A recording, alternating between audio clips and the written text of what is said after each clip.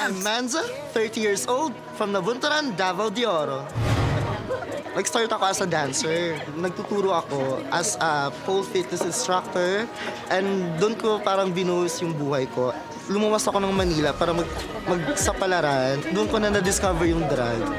Aside sa pagiging drag queen, marami akong sinasaliang competition, which is International Pole and Aerial Competition. So first competition ko pala, I placed first runner-up. Yun ang unang point ko na kailangan ko mag-train harder. So after nung pagka-next competition sumali ko, same competition, I got the overall champion. And then, after nun, sunod-sunod na siya. Yung isang pagkakamali ko, ginawa ko siyang inspirasyon para matuto. Anong ginagawa mo sa Pilipinas Got Talent? Usually kasi nakita natin si Manza sa sikat na drag bar. Na-bored lang ako.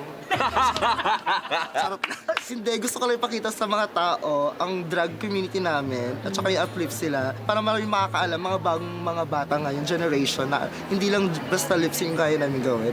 Pwede namin ibonggahan, i-level up pa namin yun. Pero yung mga drag queens kasi, may mga iba't ibang mga signature Yes. moves yan. Ano ba signature move mo? Turo ako kayo ng basic back walk. Okay. Walk lang ng right, left, right, left. Tapos yung kamay, para ka lang kumukuha ng tissue. Tissue. Suk. Suk. Walk. Yes. Hirap naman pala nito. Walk. Oy.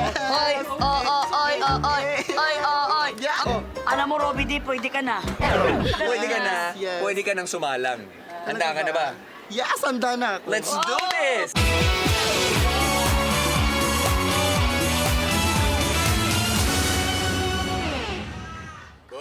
Hello, beautiful.